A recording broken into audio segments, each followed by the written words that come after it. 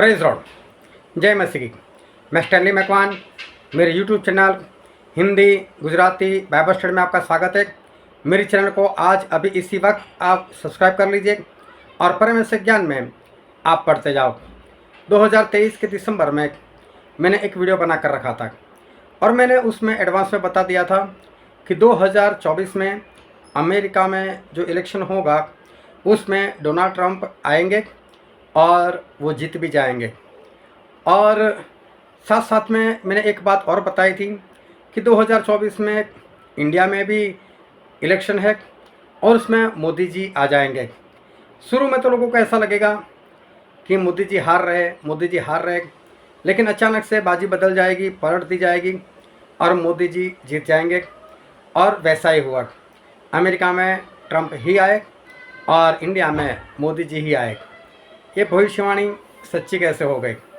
और अब मैं आपको जो बताने के लिए जा रहा हूँ वो ये बात है कि 2025, 2026 और 2027 ये 3 सालों में कौन कौन सी घटनाएं होगी, कैसी कैसी घटनाएं होगी, वो सारी भविष्यवाणी इस वीडियो में मैं आपको बताने वाला हूँ। अगर आप जानना चाहते हो कि 2025 से लेकर 2027 तक क्या क्या होने वाला है तो जानने के लिए मेरे साथ इस वीडियो में लगातार अंत तक बने रहो।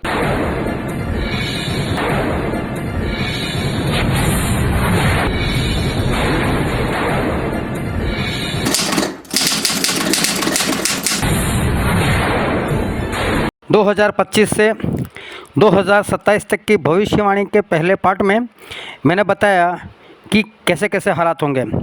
अगर आपने वो वीडियो नहीं देखा तो पहले उसे देख लीजिए ताकि इस वीडियो में जो मैं बताने वाला हूँ उसको आप समझ सको। अब मैं कुछ डिटेल में आपको बताने के लिए जा रहा हूँ। आज दुनिया में 195 देश है, लेकिन अब सिर्फ 10 देश रह जाएंगे। हाँ, सिर्फ 10 देश। कौन कौन से, चलो मैं बताता हूँ। देखो ये मैप, इस तरह से सिर्फ 10 देश रहेंगे। क्या ये आसान है? नहीं, इसके लिए बहुत ही लड़ाइयाँ होगी। इतने सारे देशों को जोड़ जोड़ कर, छोटे छोटे देशों को मार मार कर अपने अंदर मिलाने के लिए बहुत सारी लड़ाइयाँ होगी। और जो प्रभु ने कहा था, चलो मैं पढ़कर बताता हूँ। मत्ती रचित सुसमाचार उसका 24वां अध्याय वचन 6, तुम लड़ाइयों और लड़ाइयों की चर्चा सुनोगे। देखो, घबरा न जाना, क्योंकि इनका होना अवश्य है, परंतु उस समय अंत न होगा। देखो, ये वचन पूरा हो रहा है, ये प्रभु की बात पूरी होगी। इतनी लड़ाइयाँ होगी कि 195 में से सिर्फ 10 देश रह जाएंगे। सोचो कितने लोग मर जाएंगे। जब 10 देश रहेंगे तो कौन सी करेंसी काम करेगी? क्योंकि 195 देश थे, अभी 10 देश रह गए, तो कौन सी करेंसी काम करेंगे? मालूम है, अब करेंसी धीरे धीरे बंद हो जाएगी। क्यों?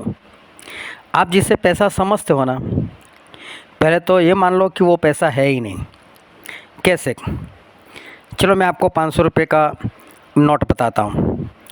देखो इसके ऊपर क्या लिखा है, मैं ग्राहक को 500 रुपये अदा करने का वचन देता हूँ। इसका मतलब क्या हुआ? ये नोट है, रिसिप्ट है, 500 रुपया नहीं है।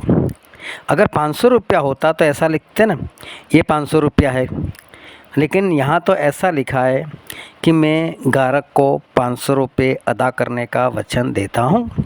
अब ये जो है ये नकली रुपया है और अब ये नोट भी आपके हाथ से चली जाएगी। अब आ रहा है CBDC। क्या होता है CBDC? चलो आप खुद देख लो इसको। आरबीआई अब सिक्के और नोट छापना बंद कर रही है। उसकी जगह पे आपको नोट के फोटोज दिए जाएंगे आपके फोन में और बस आपको फोटो सेंड करने और आपका काम हो गया। तो ये कैसे काम करेगा? आरबीआई एक ऐप लॉन्च करेगा। उस ऐप में आपको आरबीआई थ्रू ही नोट्स के फोटोज मिलेंगे। कोई बैंक है ही नहीं कहीं पर। इसका मतलब है कि आपको हर एक नोट का फोटो मिलेगा। फॉर एग्जाम्पल, अगर आपके पास 50 के 100 फोटोज है, मतलब आपके पास 5,000 रुपए, तो आप बोलोगे कि ये तो मैं जीपे से भी कर सकता हूँ, फोन पे, भारत पे, किससे भी। लेकिन इसमें डिफरेंस क्या होगा कि इसमें कोई बैंक इन्वॉल्व नहीं होगा। जब आप जीपे से करते हो तो पहले तो आपको बैंक से रजिस्टर करना पड़ता है, और जिसको आप सेंड करते हो उसके भी वो बैंक में ही चला जाता है। तो यहां पे कोई बैंक नहीं होगा, बैंक बाईपास हो जाएगा। बस RBI to RBI note transaction हो गया आपके ऐप थ्रू। इससे फायदा क्या होगा? हाँ, ट्रांजैक्शन इजी हो जाएगा बिना बैंक को इन्वॉल्व करते, और नोट छापने का जो खर्चा आता है गवर्नमेंट को, वो खर्चा भी पूरा का पूरा बंद हो जाएगा। पता है ये सीबीडीसी शुरू भी हो चुका है। हाँ देख लो, मैं बताता हूँ आपको। ये है फिजिकल नोट और ये है डिजिटल नोट जो कि लीगल टेंडर है इंडिया में। ये है 2 रुपीज़, ये है 5 रुपीज़, 10, 20, 50, 100, 200 और 500। इनके अलावा कॉइन्स के भी ऑप्शंस हैं, 50 रुपये का कॉइन या फिर 1 रुपये का कॉइन। मैं ये कोटक बैंक का डिजिटल रुपये एप्लीकेशन यूज़ कर रहा हूँ, और फिलहाल मैंने मेरा जो सेविंग अकाउंट है उससे 100 रुपीज़ ट्रांसफ़र किया हुआ है, मतलब कि डिजिटल रुपीज़ में। अब अगर मुझे इसे पे करना है किसी को, तो मैं जो QR कोड है उसे यूज़ कर सकता हूँ। ये देखिए इस प्रकार से, इससे कोई भी QR कोड को मैं स्कैन कर सकता हूँ, या फिर जो पे का ऑप्शन दिया हुआ है उसे यूज़ करके मैं जो फ़ोन नंबर है कॉन्टैक्ट्स में, या फिर इन जनरल जो फ़ोन नंबर है, उन्हें पैसा ट्रांसफ़र कर सकता हूँ। और अगर मुझे इसे लोड करना है तो यहाँ से मैं लोड कर सकता हूँ। ये देखिए इस प्रकार से मेरा जो सेविंग अकाउंट है उससे यहाँ पर डिजिटल अकाउंट में ट्रांसफ़र हो जाएगा। और अगर मुझे जो डिजिटल मनी है उसे बैंक में ट्रांसफ़र करना है तो उसके लिए मैं रिडीम कर सकता हूँ। तो क्या आप ये डिजिटल करेंसी यूज़ कर रहे हैं? कमेंट्स करके मुझे ज़रूर बताइए। अब ये जो सीबीडीसी में रुपया दिख रहा है, उसके ऊपर तो कुछ लिखा हुआ भी नहीं है कि मैं ग्राहक को 10 रुपये 20 रुपये जो भी है वो अदा करने का वचन देता हूँ। उस पर तो लिखा भी नहीं। पता चलता है अब क्या होगा। पहले आप अपनी जेब से पैसा निकालते थे, खर्च करते थे जितना चाहे उतना। अब एप्लीकेशन से खर्च करना है तो फिर एप्लीकेशन का कंट्रोल किसके पास? समझ में आ रही है बात? ये एप्लीकेशन का कंट्रोल किसके पास रहेगा? वो आपके पास नहीं रहेगा। आपके पैसे आपके कंट्रोल में नहीं होंगे, आपकी पत्नी के कंट्रोल में नहीं होंगे, लेकिन किसी और के, मतलब जिसने ये एप्लीकेशन लॉन्च किए उनके कंट्रोल में ये आपके पैसे रहेंगे। सरकार तय करेगी आपको कितना खर्च करना है। हाँ, अब कानून है, आपको खर्च बताना पड़ेगा। आपने कितने चावल खरीदे, कितने गेहूँ खरीदे, आप कौन से रेस्टोरेंट में गए, क्या खाना खाया, कितना खाया, आपने दिन में कितनी रोटी खाई, वो सब कुछ अब आप लिख कर रख कर गवर्नमेंट को दिखाना पड़ेगा। हाँ, मैं सच बोल रहा हूँ। देख लो ये कानून कैसे पास हो चुका है। देखो मैं यहाँ पर आपको बता रहा हूँ, यहाँ पर जो न्यूज़ है जो लिखा हुआ है, why and when income tax officers में ask for your grocery restaurant bills. मतलब कि ये जो इनकम टैक्स ऑफिसर है वो आपको कब पूछ सकते हैं कि आपके किराने का बिल कितना हुआ, और आप रेस्टोरेंट में खाने के लिए गए तो इसका बिल कितना हुआ। इसका मतलब उनको ये अधिकार दिया गया है कि अभी वो आपको, आप किराने में क्या क्या खरीदते हो, कितना खरीदते हो, रेस्टोरेंट में कहाँ पर गए, क्या खाया, क्या पिया, ये वो आपसे बिल मांग सकते। कभी भी आपको पूछ सकते आपने बाल कटवाए या नहीं कटवाए, आपने कहीं पर सफ़र किया या नहीं किया। ये सारे खर्चों की लिस्ट आपको अब अपने पास रखनी पड़ेगी, क्योंकि भारत के अंदर यह कानून है, मौजूद है। इनकम टैक्स ऑफिसर्स आपसे पूछ सकते हैं कि आपने कितना खर्चा किया और क्या क्या चीज़ आपने खरीदी है। आप सोचने लग जाओगे कि इतना ज़्यादा कंट्रोल इनको चाहिए कि भाई ये अभी आपको पूछ सके कि किराने का लिस्ट चाहिए। जबकि आप जब भी बाहर बाज़ार में जाते हो, जो भी आप किराने के स्टोर पर जाते हो, वहाँ पर जो भी खरीदते हो, चावल गेहूँ वगैरह जो भी खरीदते हो, उसके ऊपर आपको टैक्स देना ही पड़ता है, जीएसटी लगता है उसके ऊपर। और अगर आप फल फ्रूट खरीदो तो उसके ऊपर भी, सब्ज़ी खरीदो तो उसके ऊपर भी जीएसटी वगैरह तो लगता ही रहता है, उसमें टैक्स हमारा चला ही जाता है। और फिर भी इन लोगों को लिस्ट चाहिए कि आपने क्या खाया, क्या पिया, क्या पहना, ये सब कुछ कहाँ जा रहा है, ये सब कुछ हमें कहाँ पर लेकर जाएगा, ये सब कुछ क्यों हो रहा है, मैं आपको आज बताने वाला हूँ। लेकिन पहले आप यहाँ पर इस आर्टिकल को देखो। अंदर यहाँ पर बताया गया है, ये कानून मौजूद है, section 1421 of income tax act के मुताबिक इनकम टैक्स ऑफिसर्स वो आपसे पूछ सकते हैं कि अगर आपकी इनकम आपने कुछ बताई है, अगर समझो कि आपने इनकम बताई है 10,000 और आप सिर्फ 1,000 रुपये बैंक से निकलवा रहे हो, यहाँ पर ये जो कानून है उस कानून में under section 1421 of income tax, इसमें हम पढ़ सकते हैं, यहाँ पर लिखा है कि under section 1421 of the income tax act requested a breakdown of the quantity and cost of various household expenses such as groceries, utilities, clothing, यानी कि आपने कितने कपड़े खरीदे, पर्सनल कपड़े खरीदे, कोई पर्सनल केयर आइटम आपने वैक्स करवाई है या नहीं करवाई, आपने बालों की कटिंग करवाई या नहीं करवाई, या तो आपने एंटरटेनमेंट किया, आपने कोई मूवी देखने गए या नहीं गए, एजुकेशन, उसका ट्रांसपोर्टेशन, इंश्योरेंस, हाउसिंग इंश्योरेंस, और भी जो खर्चे हैं वो सारे खर्चे ऊपर इन लोगों की नज़र रहेगी। आपने कितनी रोटी खाई है, आपने 1 रोटी खाई या आपने 5 रोटी खाई, ये सब कुछ कहाँ पर हमको लेकर जाने वाला है। अब पता चला कि सब कुछ कंट्रोल हो रहा है। अब आपकी पैसे खर्च करने की लिमिट भी तय होगी, और मालूम है ये लिमिट आपको नहीं तय करना है, ये सरकार करेगी। कैसे करेगी, वो कौन सी सरकार होगी? आपके खर्च की लिमिट सोशल स्कोर के ज़रिए तय होगी। आपका सोशल स्कोर कितना है, उसके हिसाब से आपको कितना खर्च करना है वो आपको बताया जाएगा, तय किया जाएगा। अब ये सोशल स्कोर क्या है, चलो बताता हूँ, देख लो। क्या होता है सोशल क्रेडिट स्कोर या सोशल स्कोर या सोशल क्रेडिट सिस्टम, वो क्या होता है? ये चाइना में तो शुरू भी हो चुका है। ये सिस्टम हर सिटीज़न को पॉइंट्स देता है।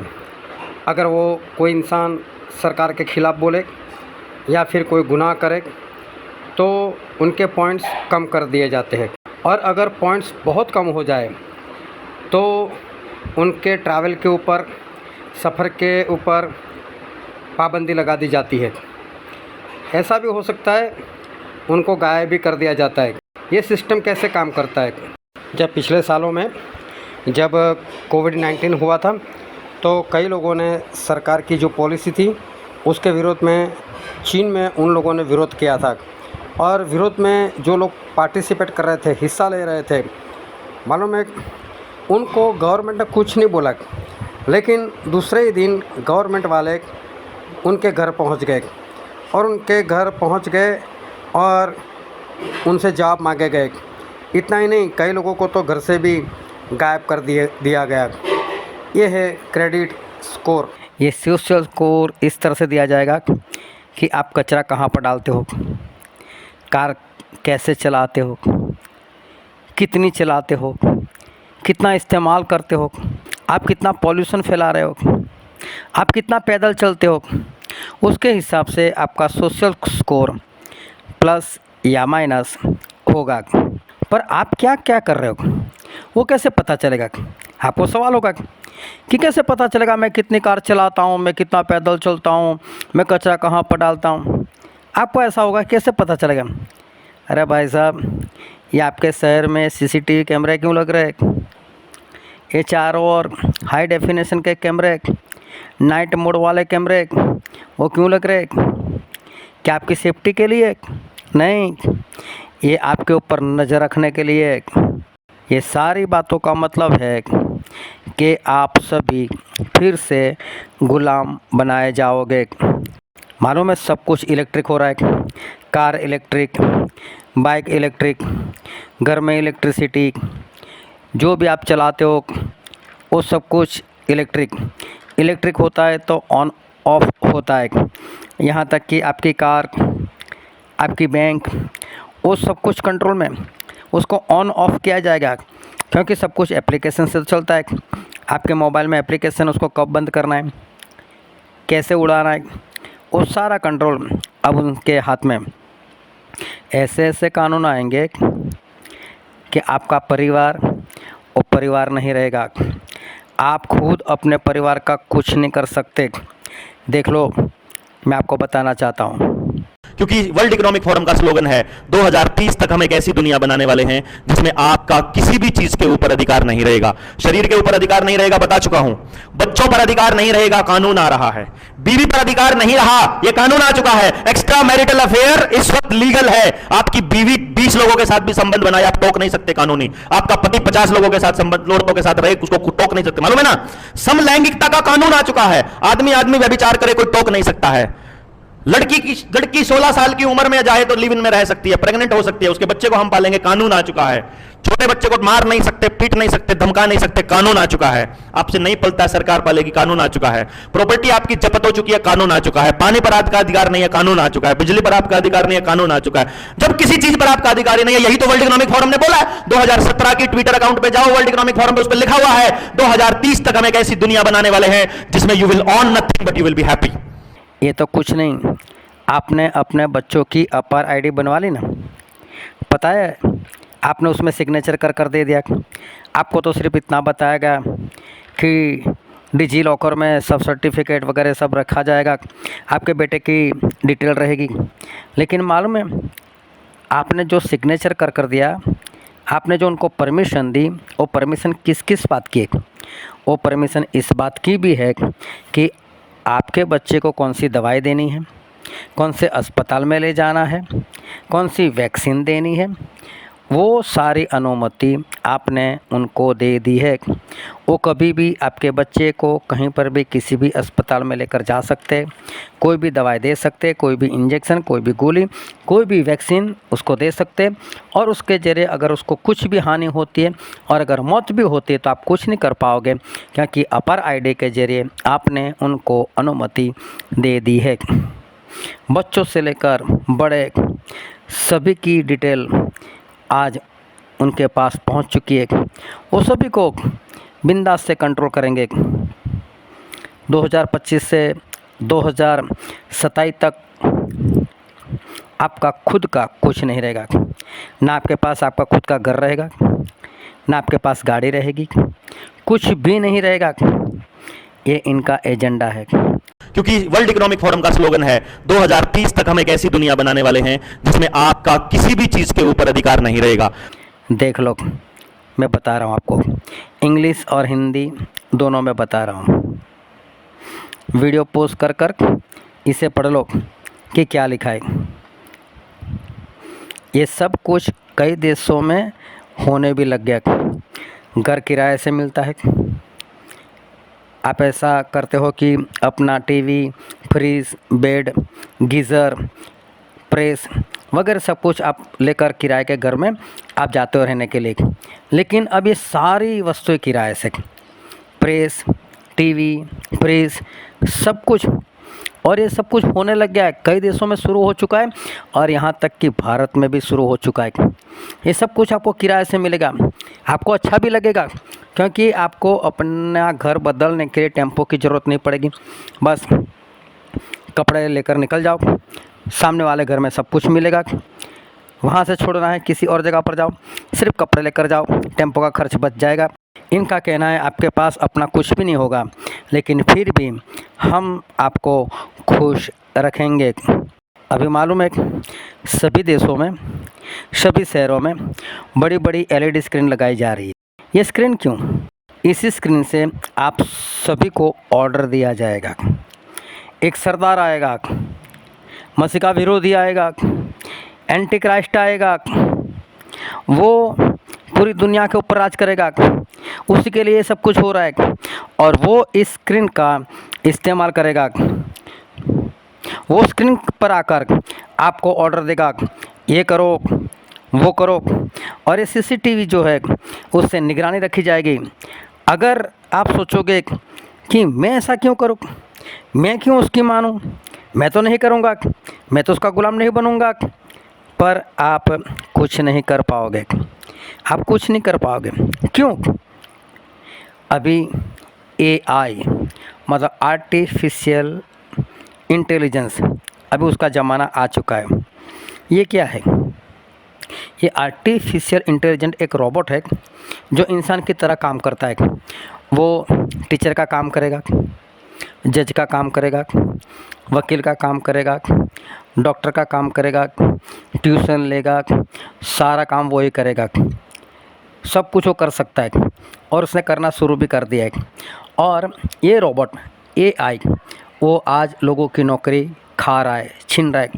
मालूम है आज तक 30 करोड़ नौकरी वो छीन कर बैठा है। हर रोज़ उसकी मात्रा बढ़ती जाती है। बड़ी बड़ी कंपनियों ने, अमेज़ोन ने, फ्लिपकार्ट वालों ने, बहुत लोगों को निकाल दिया है, क्योंकि उनका काम अभी ये रोबोट आर्टिफिशियल इंटेलिजेंट कर रहे हैं। लोग बेकार हो जाएंगे तो सरकार क्या करेगी फिर? तो सरकार उनको उनका घर चलाने के लिए जितना राशन चाहिए उतना राशन वो मुफ्त में दिया करेंगे। अगर आपको पता ना हो तो मैं बता दूँ, आज भी सऊदी अरब में जाकर देखो, आज भी कुवैत में जाकर देखो, वहाँ के जो लोग रहने वाले हैं, वहाँ के जो नागरिक है, उनको कोई काम करने की ज़रूरत नहीं। सरकार उनको मुफ्त में राशन पानी हर महीने वो देती रहती है। तो इसी तरह से आप लोगों को भी राशन पानी देंगे, लेकिन वो राशन पानी कितना होगा, कितना देना चाहिए आपको, कितना आपको इस्तेमाल करना है, कितना आपको महीने में चलाना है, वो लोग तय करेंगे। कैसे? जब भी मैंने बताया सोशल स्कोर, उसके हिसाब से तय करेंगे और उसके हिसाब से वो आपको चलाएंगे। जब सरकार आपको ये सब कुछ मुफ्त में देती होगी तो आपको तो उनका कहा हुआ करना पड़ेगा ना, आपको तो उनका कहा हुआ करना ही पड़ेगा। अगर ये सारी बातों से बचना चाहते हो तो एक तो आपको ये काम करना पड़ेगा कि आपको खुद को सरकार बनना पड़ेगा। ये सरकार का मतलब क्या है? हम लोकशाही, हमारा जो देश है वो लोकशाही मतलब लोगों के जरिए राज चलता है। हम जो नेता लोगों को चुनते हैं, हम जो प्राइम मिनिस्टर चुनते हैं, वो हम लोग चुनाव करते हैं। हम लोग उनका चुनाव इसलिए करते हैं कि हमारी जगह पर वो हमारे हित में हमारे लिए काम करे, और बदले में उनको तनख्वाह कौन देता है? उनको तनख्वाह हम देते हैं। जितने भी सरकारी कर्मचारी है उनको तनख्वाह हम लोग देते हैं।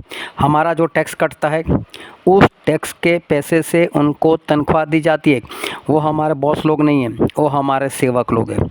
हम उनको तनख्वाह देते हैं, लेकिन मालूम है आपके टैक्स के पैसे से तनख्वाह लेकर उन लोगों ने आपको गुलाम कैसे बना दिया?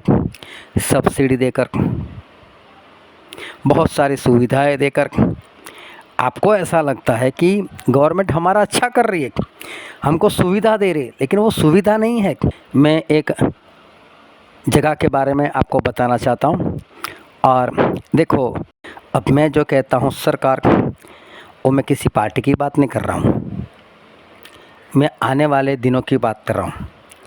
और उसमें जो भी आएगा, जो 10 देश होंगे, वो 10 देश मिलकर जो सरकार बनाएंगे, मैं उसकी बात कर रहा हूँ। और अगर बचना चाहते हो तो एक ही बात आपको बचा सकती है, और वो कौन है, किस तरह से आप बच सकते हो, कौन आपको बचा सकता है, और सब कुछ जानने के लिए अगला पार्ट 3 उसका इंतज़ार करो। बहुत जल्द मैं वो पार्ट रख दूँगा और उसमें मैं सारी बातें आपको बताऊँगा। परमेश्वर आपको आशीष दे। आमीन।